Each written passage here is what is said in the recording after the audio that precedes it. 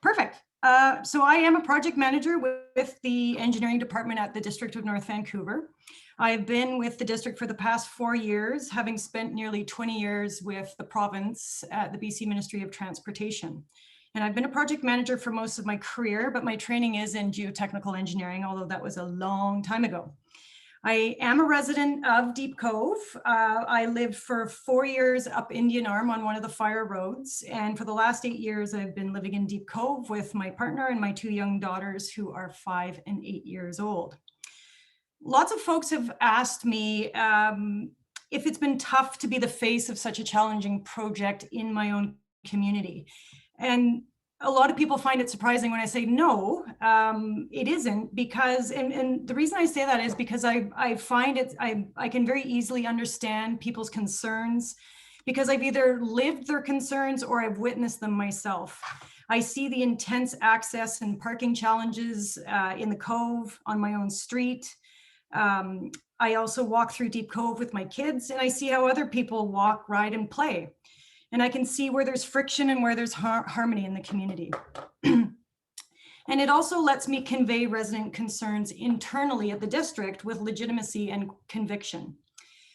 And people that work in the public service want to help their community. So what could be what better way to help my community than ensuring that this very large and very disruptive project is going to be delivered in the best way possible for my neighbors. All right, so what are we going to talk about tonight? Here we go. So what I'll talk about tonight is a brief overview of the project for folks that perhaps weren't with us in January. I'll talk about the tree removal and revegetation plans. I'll talk about the Naughton detour design. I'll talk about upcoming public engagement.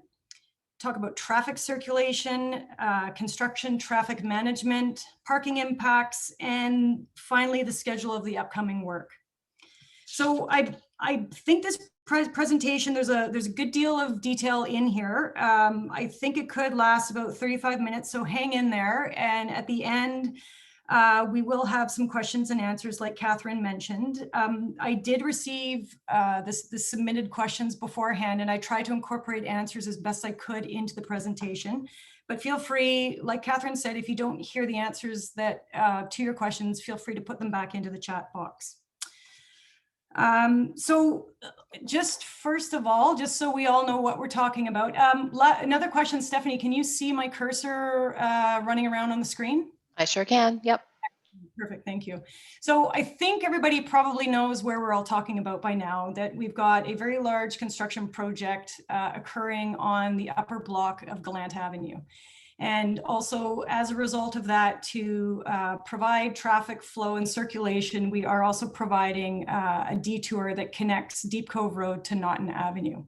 So to frame our discussion tonight, I wanted to start with some very cool historical photos from the 1957 flood event. So as I mentioned, this is going to be a very large, impactful project, probably a project the likes of Deep Cove probably hasn't seen in their own neck of the woods for several decades. So we have to remember why this project is necessary. The storm sewer is an underground pipe that carries Gallant Creek water from the top of Gallant Avenue down into Panorama Park. The storm sewer is being replaced to significantly reduce the risk of flooding in Deep Cove, something that's happened multiple times, probably in the memory of a lot of people who are listening here and who have lived in the Cove for several decades. The existing culvert is undersized, particularly based on the new rainfall modeling that takes into account climate change. It's also in poor condition from repeated high flow events carrying debris through it. And this new storm culvert that we're installing has been designed to carry the 1 in 200 year flood event, which is a big event. So looking at these photos here, if you haven't read the captions yet, this is a photo looking at the original Deep Cove Yacht Club building before it was replaced. And these are all, of course, related to the 1957 flooding. I like this photo. This shows looking up 2nd Street, which is now Gallant Avenue, to what I understand is called the Nutshell Takeout Shop, which is now the Arms Reach. And this to me is a very telling photo because it shows the level of destruction that can occur when there is a flood, a significant flood in our community. A few more photos just for fun. This is the corner store at Gallant and Panorama, what it looked like in the day. It was called Mullard's Market.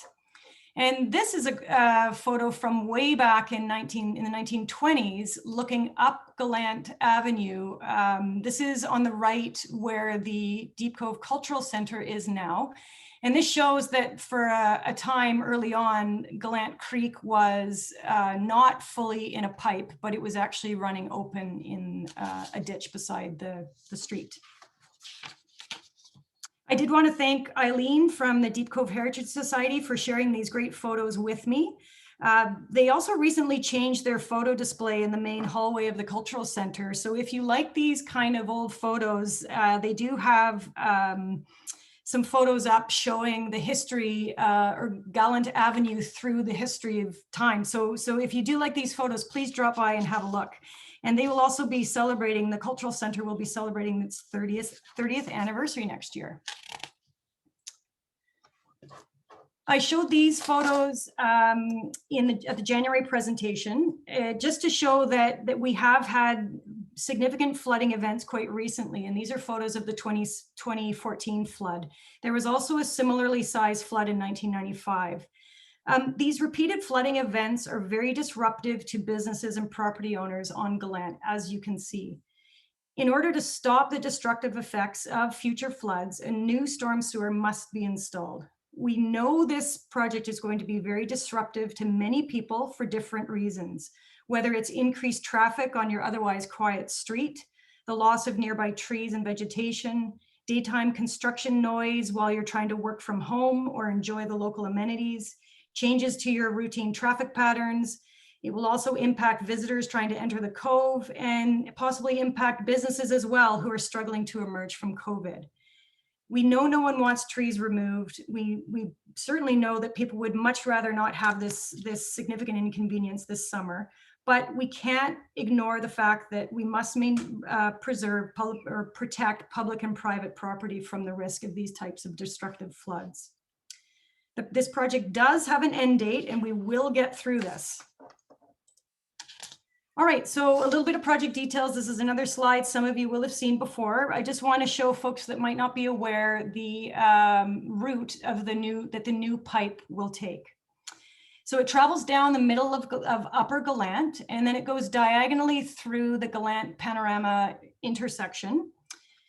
Travels under or through, I guess, the Park Plaza, follows the pathway into the park, and it right around, probably not showing it quite right about here, the pipe will end, and then it will open up into a channel, a new channel that will be built, and it will wrap around and link into the existing creek channel. So there won't be any changes to the channel from this tie-in point down.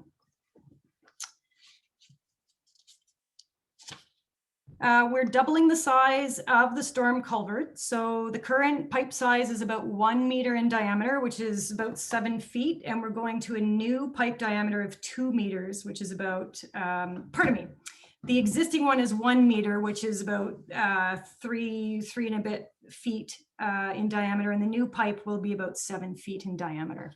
So what that means is it means that we're going to have a very large disruptive excavation coming through this area. Again, apologies for repeating some of the photos for some of the folks that were with us in January, but really important to show the size of the pipe that we need to put in the ground. You can see a dump truck over on the right, a tandem truck. This is a very, very large pipe. And this is a picture from the Capilano 9 water main project, the Metro Vancouver project that installed a brand new water main down Capilano Road back in 2015, 2016. You can see down in the trench, there's a fellow kneeling down on top of the pipe. So it gives you a sense of how deep the excavation might be, the size, of the pipe, and the amount of bracing and that will be required. It's not insignificant. For the technical types out there, this is a bit of an engineering drawing, so don't worry if you can't pick up on all of it. I'll just walk folks through it. I do want to mention, for those who are interested in the hydraulics and how water flows and the environmental aspects of the creek channel, we will be installing at the top end, at the inlet end, a debris barrier, rock weirs, and a trash rack to prevent debris from getting into the new pipe. And downstream, where the water comes out of the pipe, we'll have a series of 12 rock weirs, embedded boulders, large woody debris with root wads and willow stakes. And what these do, they, on the one hand, they reduce the velocity of the water as it comes out of the pipe. And it also provides for better fish habitat in this new segment of creek that we will be building. I'll talk shortly about how we're going to reinstate the park plaza and the pathway, as well as the revegetation plans that we have. And later on in the presentation, I'll talk about possible impacts to traffic while the pipe crosses the intersection here at Gallant and Panorama, because I know that was a question that came up after the last presentation. I will also speak on a separate slide about parking impacts in the area. And lastly, on this slide, I do want to point out that the playground down here, the round area right here, will be open for the entire summer. It won't be affected. And in fact, if you're a young kid who loves excavators and construction site, this might be your best place that you want to be. You can climb to the top of the play structure and sit and watch excavators work. So you might have a hard time getting your kids away from the playground. I do also want to point out here, this dashed line here is a sanitary sewer line that will be replaced as part of the project. So there will be some trenching through this area temporarily, and then it will be backfilled. That's less impactful, of course, than the work we have here. Okay, so tree replacement and revegetation. So we did remove 34 trees along the Naughton detour route and 31 trees along the new storm sewer alignment. These were the bare minimum number of trees that we needed to remove to accommodate the new storm sewer and the detour. This was confirmed by a third-party arborist company. At this point, all the trees needed to be removed have been removed, and this would only change if there was an unanticipated change to a tree stability that would cause it to be a danger tree. Tree clearing in the early construction stages are almost always the most barren and, quite frankly, ugly stages of a project. In some cases, there's very little green left.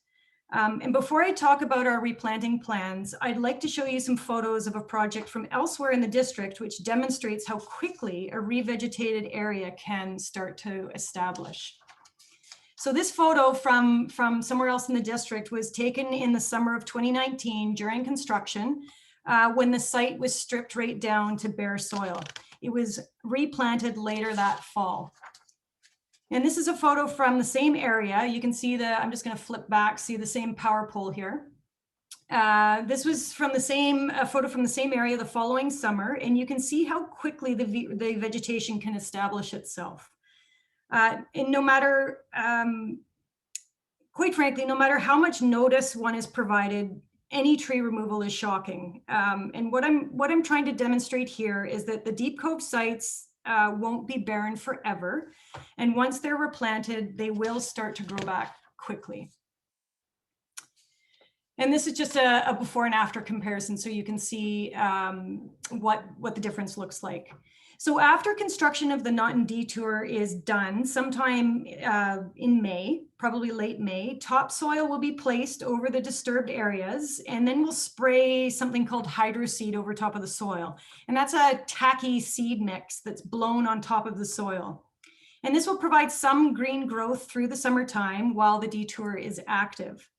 With our hotter, drier summers, replanting trees and shrubs doesn't make sense in the springtime because we often face drought conditions. So it's done in the fall to avoid damaging the plants and providing the optimal chance for survival and establishment.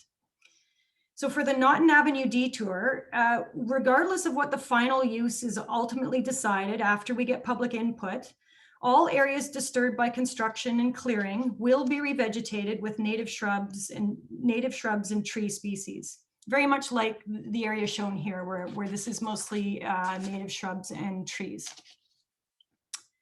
All right, so let's look first at the planting plan for Panorama Park. Don't worry if you can't read anything, I will zoom in a moment, but I just wanted to give you a bit of an overview. So along the bottom of the slide is Gallant Avenue. And then heading up towards the top of the page is Panorama Drive. This is where the existing Park Plaza is. Here is the cultural center. And this is the building that has commercial on the bottom, residential on top, and arm's reaches just here at the far right edge. This is the playground over here. And I guess this would be Upper Gallant up here. So hopefully you can orient yourself. So you can see that there will be a new Park Plaza here that's going to be larger than the original Park Plaza that we have out there right now, and is just this smaller area here. So we are going to be expanding it to have a slightly larger plaza. And then there will be a new pathway that will lead into the park. I'll follow with my cursor. The old path used to come down this way and split right here. So the new pathway is getting pushed just a little bit further north into the park. For where the stream comes out of the pipe is right around here. The existing creek comes out of the existing pipe down around here, very close to the back of this strata building here. So the new outlet is shifting. There will be lots of planting. So I want also to show you here that all these tiny little circles are all shrubs and plant species. And then some of these larger circles are the tree species. So let's look at the plant list of what we're planning on replanting. So this is a list of tree, shrub, and flower species that we plan to replant. The palette focuses on native, drought-resistant or drought-tolerant species and includes some pollinator-friendly perennials such as Rudbeckia, Echinacea, Acanthus, and Agapanthus. There's a mix of deciduous and coniferous trees, and 2 cherry trees are going to replace those that were removed. If you do the math, you'll see that we're planting 30 trees and just over 1,500 shrubs and 50 perennials. And this doesn't count the species being planted back up at the inlet towards the top end of Gallant, and also doesn't include what we'll be replanting at the Naughton detour area. All right, so let's zoom in a little bit on the Park Plaza. So the Park Plaza is going to be very similar to how it is now, with pavers, benches, trees, and a timber trellis under the cultural center sign right around here. As I mentioned before, the existing Park Plaza ends around here, so we're pushing it to make it a little bit longer. There's going to be 2-tone gray pavers that will be laid in a pattern shown, the pattern that's described here. And we will be planting red maples for street trees on Upper Gallant to match the maples on Lower Gallant. They tend to have narrower crowns that fit better on sidewalks and next to buildings. For the Park Plaza, though, for these trees that you can see here, we're going to be planting ginkgos because they're quite unique. They have a lighter green color and they're quite beautiful in fall. So the plaza will stand out against the darker foliage that's around it and will look quite beautiful. So talking a little bit about the sculpture here, I've learned that this sculpture is near and dear to many residents' hearts. The name of the piece is called Who's Got the Umbrella? And it's by Greg Kaczynski, and it was commissioned in 1993 for the opening of the Deep Cove Cultural Center. Prior to construction, we're going to crate the sculpture and store it for safekeeping and then reinstall it at the end of the project. And I'm very excited to say that we're working with the original artist, Greg, to decide how best to reinstall the sculpture in the new Park Plaza. So he's working closely with the project team, and he's shared a sketch with us of what he envisions for the reinstallation of the sculpture. Now the sculpture will be reinstalled, however, the fountain won't be for a variety of different reasons. All right, now let's skip over to Naughton, the Naughton detour. This is definitely an engineering drawing.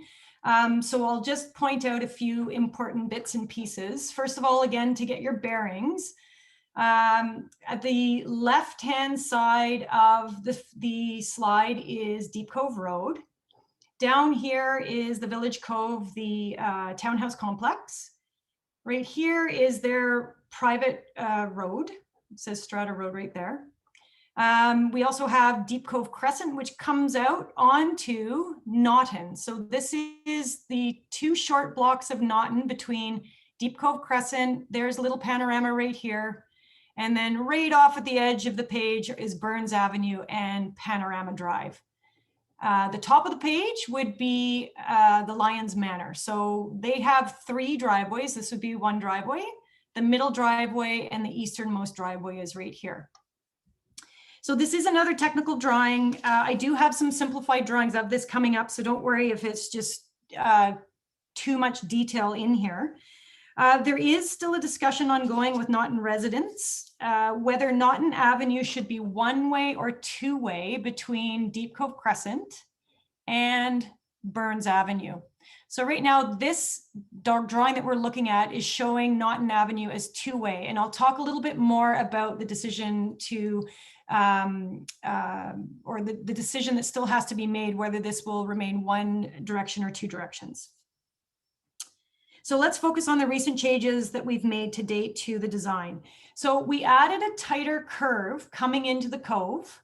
This is a 30K curve, and what that means, a 30-kilometer-hour curve, sorry. So what that means is that vehicles have to slow down to 30 kilometers an hour to negotiate and navigate this curve and come into the Cove. So that's a tactic to slow folks down.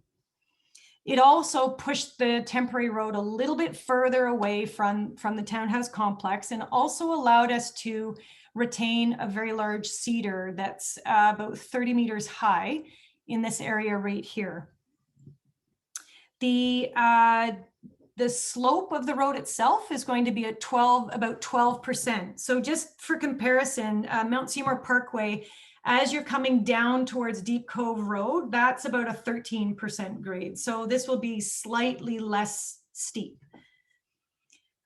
We were able to add 2 more parking spaces over here on the north side of Naughton Avenue.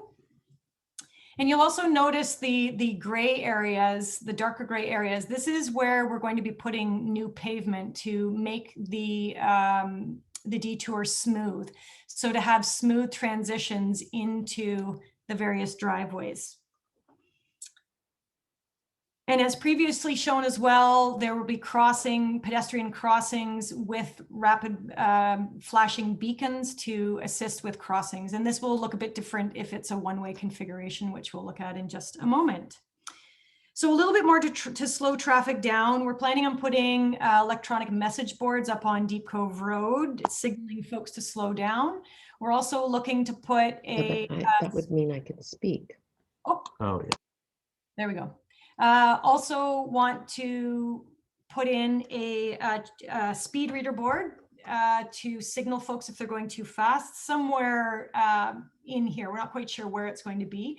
And then you can see these construction barrels, orange construction barrels, to really tighten up the air, give a visual effect of tightening up to slow people down.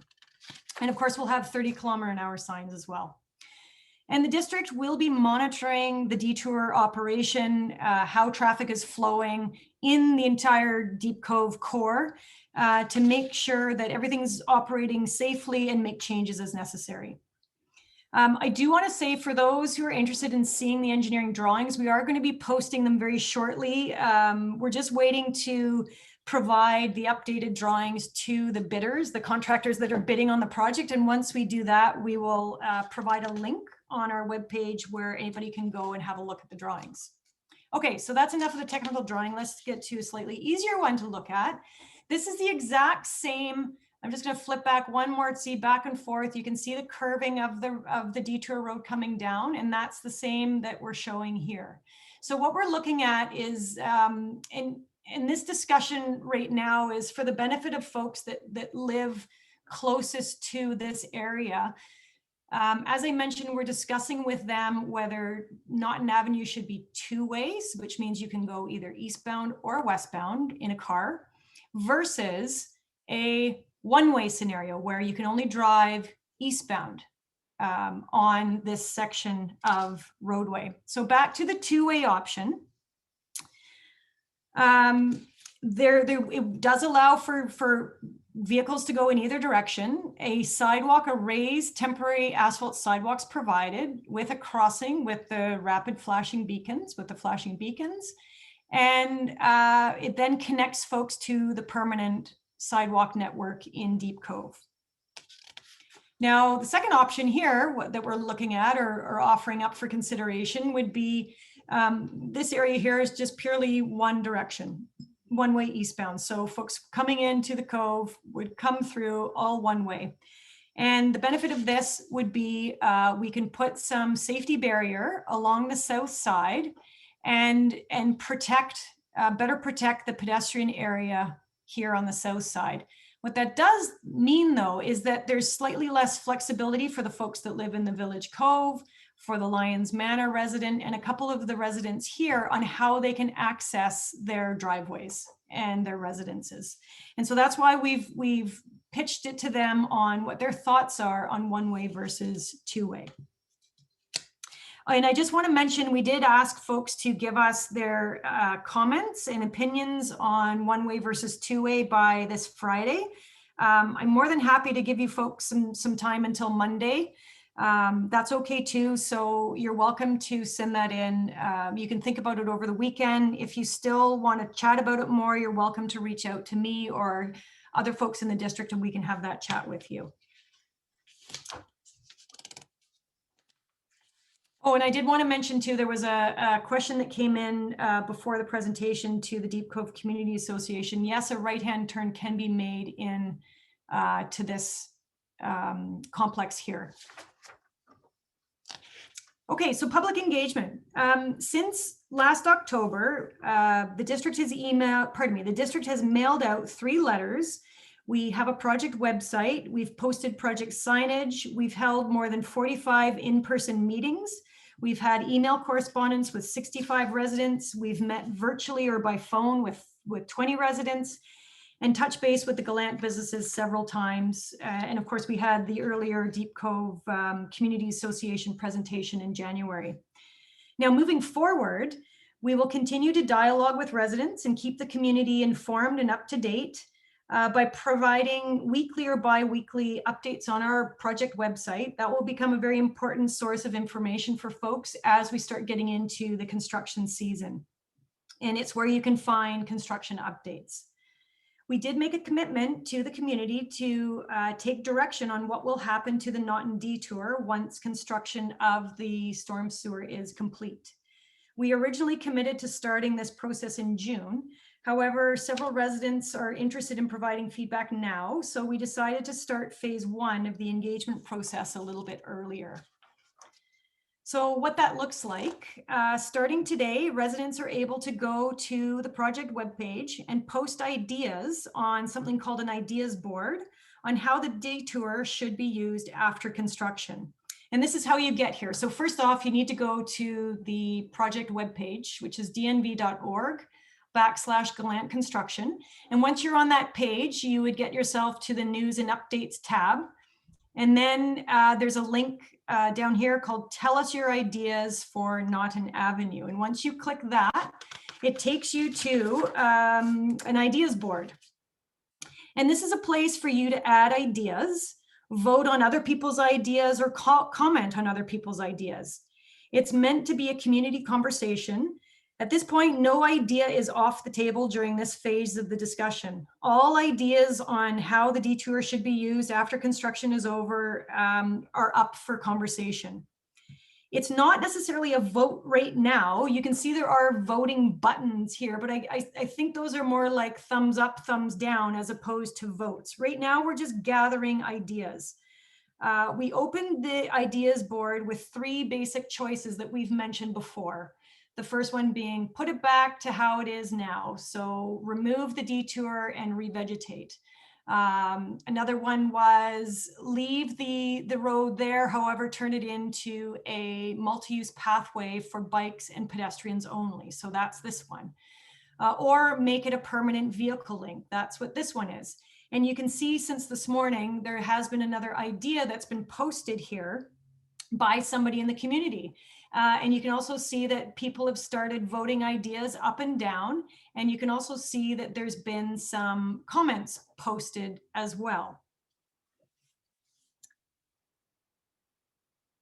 So what you can, I'm just trying to catch up.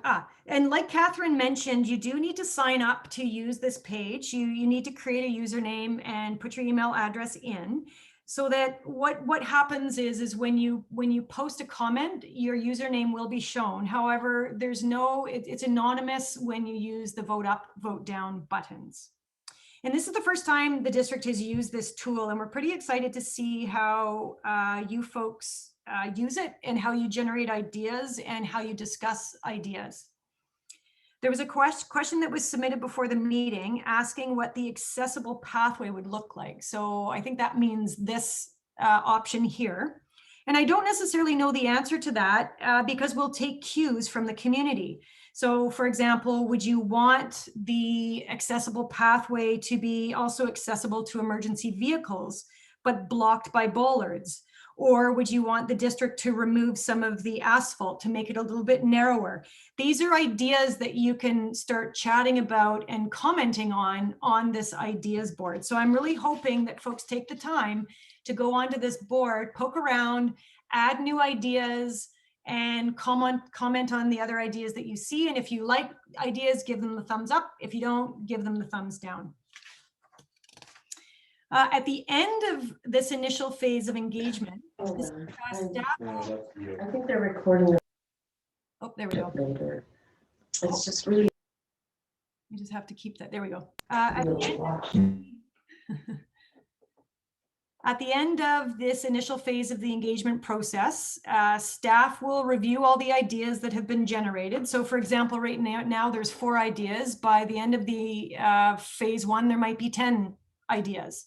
So we'll gather those up and we will assess them for technical feasibility, and then we'll develop a short list of feasible options that we'll then bring back to the community. And that's when you can vote on and indicate what your preferred option would be. Okay, over to traffic patterns and circulations. So I think folks are fairly familiar now with how the detour will work. This is Deep Cove Road on the left side of the screen. So you will come into Deep Cove along the new detour route onto Naughton Avenue, and then you'll have a choice of either continuing straight or going north up Panorama Drive, depending on where you're heading. So Panorama Drive, this part of Panorama Drive, Banbury, Rockcliffe, this part of Banbury, Eastleigh, Burns, Little Panorama, all will operate as they do now as 2-way. Lower Gallant will operate as 1-way as it does now. The big changes are, of course, this detour coming in, 1-way operation leaving Deep Cove on Upper Gallant, and 1-way on Deep Cove Road from Caledonia to past the detour. So Caledonia residents will have to access their street, will have to come down and around up Upper Gallant and then into Caledonia, and to leave they must exit in this direction. And I think we've talked enough about the detour operation here. I'll talk about the schedule in the moment. Pardon me. I'll talk about the schedule in a moment, but we do anticipate the detour will be operational for about 4 to 5 months, depending on the contractor's work plan and schedule. So I'll get more to that in a bit. There may be some disruption to the intersection of Gallant and Panorama while the contractor's trying to get the pipe diagonally through to connect into where the Park Plaza is. This may involve single lane alternating traffic or even perhaps full closures at night. And again, we'll know more once we have the contractor on board, and I'll speak to timing of that in a little bit. But needless to say, any type of disruption like that, we will be giving lots of advance notice to all the impacted residents. In terms of hours of work, the district's bylaws for noise related to construction are between 7 a.m. and 8 p.m. Monday to Friday, 9 a.m. to 5 p.m. Saturdays, and no work on Sundays. Now, contractors don't typically work 13-hour shifts. However, at this point, because we don't have the contractor on board yet, we don't know what their proposed hours of work will be. So that's going to be a piece of information that we can provide in another several weeks once we've awarded the contract. We're not permitting night work unless the contractor can demonstrate that there is absolutely no reasonable daytime options. Night work may occur. However, those impacts, like I said, will be communicated well in advance to residents, because we recognize that there are a lot of residents in the immediate area. The contractor will not be allowed to work Saturdays of long weekends, May through September. And we are looking at Saturday work through July and August, looking at making that a DNV approval only, given it is such a busy time in the Cove on the weekends through July and August. As for transit, so we've got the big T's here for where the 3 transit stops are and the layover facility in the Cove right now. So how transit will work, this stop can remain, we're going to be shifting it by, I don't know, 10 meters or something, but it will still be there on Deep Cove Road. So once the bus stops there, let folks off, the bus will continue come into the Cove along the detour, continue straight along Lower Naughton, up Banbury, drop off any folks here at the park, continue around on Lower Gallant, come in to the layover, do their lay-by, and when they're ready to go again, they go as they usually do, where they exit, loop around, pick up passengers in the park, and out they go. So from a transit user perspective, there's no changes, which is great. Catherine did mention the cameras that we are going to be installing. So we have 3 cameras that we are going to use to monitor traffic flow and construction progress. So those are the pink dots here. So we've got one on the northwest corner of Gallant and Panorama. We've got one here on the west side of Deep Cove Road, so we can see down the detour, as well as either way on Deep Cove. The one back here at the intersection will be able to look into the park to see how the contractor's doing there, as well as through the intersection and up Gallant to see how work is progressing there. So the third camera is a camera that it's actually a traffic camera and part of our traffic signal back at Deep Cove Road and Mount Seymour Parkway. So the district uses cameras, or we include and incorporate cameras on all of our major construction projects so that we can quickly diagnose problems and observe real-time issues. They're tremendously effective at overseeing large construction sites and ensuring that traffic, pedestrians, and construction are moving and occurring in a safe and appropriate manner. They're not set to record, and we don't have footage. We are able to blur private windows so that we can't see into residences. And these cameras are password protected and on a secured network. And they're also managed by our construction traffic management team. They're not widely available to everybody at the district. Okay, parking impacts. This is another important topic that often gets talked about. There will be parking impacts as a result of this project on Deep Cove Road. So pink is everywhere where we're impacting parking. So on Deep Cove Road, on Naughton Avenue, on Upper Gallant, as well as in the park. The blue areas here are laydown areas that we've designated for the contractor. They need space to put down their construction materials, their equipment, and they need quite a large area. If you just think about, again, the size of the pipe that they're going to be using, they need places to store that as construction proceeds. The difference is with the dots down here, as I mentioned on an earlier slide, we are going to be keeping some parallel parking spaces here, but we're going to be removing the angled parking. Many side streets have resident parking only at this time, and we're currently reviewing the needs of other local roads. I do want to mention back to these spots on the north side of Naughton. After construction, we won't be putting the angled parking back because the angled parking is actually affecting the roots of those beautiful trees that are in front of Lyons Manor. So the parallel parking spaces will remain after construction.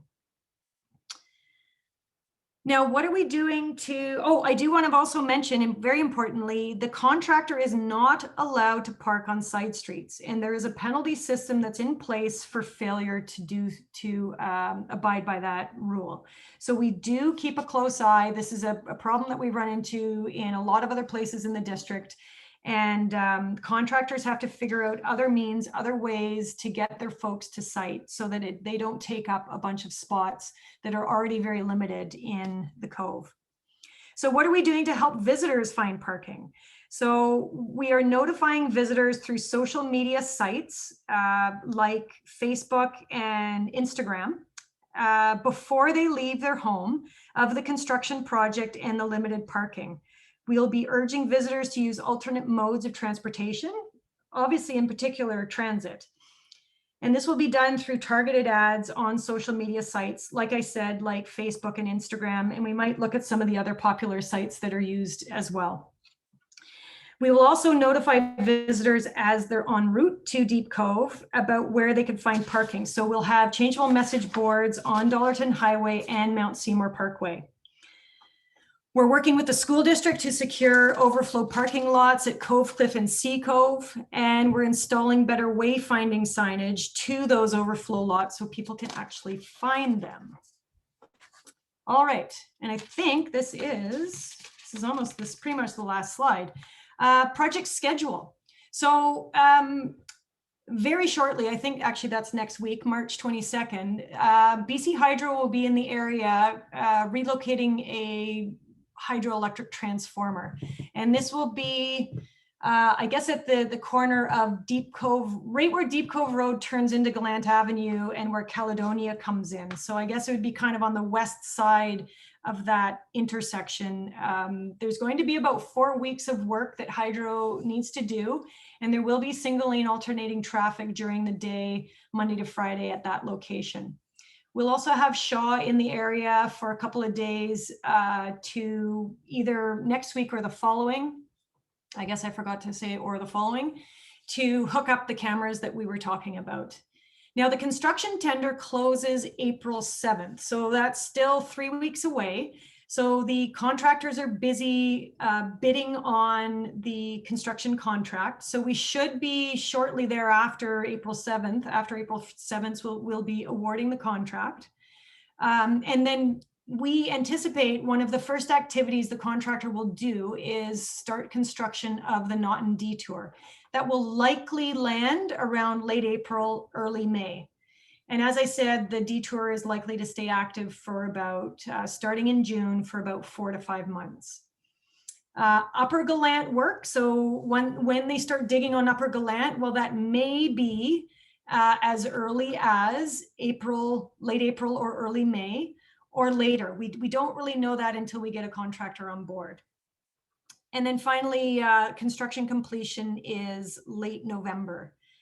There may be some planned disruptions to BC or to your hydro, to power, water, sanitary services, while the new services are tied in. And any of these disruptions will be communicated to residents well in advance.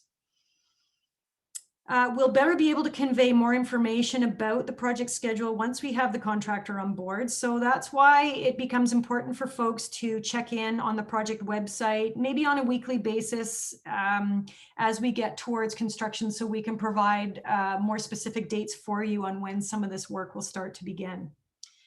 We'll wrap up the channel works, the creek channel works and the new pipe works by late summer to coincide with the fish window.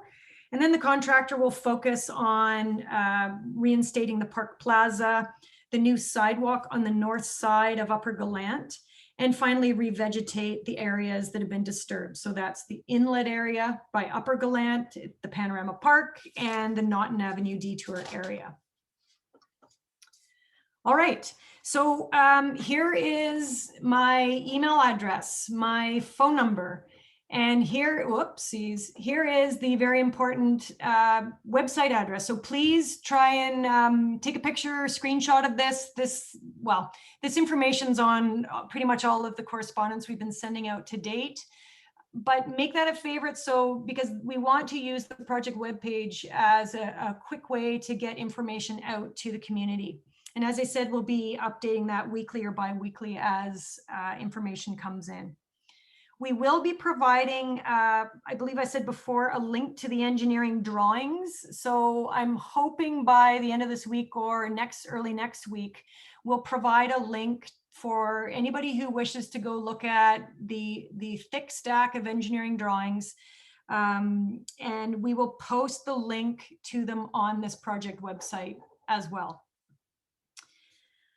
And I think that's, another plug for the website. For those of you who didn't participate in the January Deep Cove Community Association meeting and didn't see the late January presentation, there is a copy of that presentation on the website. So please do go poke around. This website is also where you can go to access the ideas board about the final use of the Naughton detour. So please go play around there. We'd love to see traffic on that.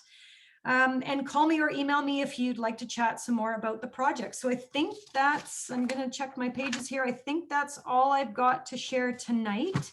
And I believe the next order of business is for Catherine to provide some questions to me. You've got it. Thank you very much, Erin. That was really quite comprehensive. There's still obviously lots of questions, and some that aren't even, we haven't even thought of yet. But you've been so good about making sure that everybody can reach you all the time. We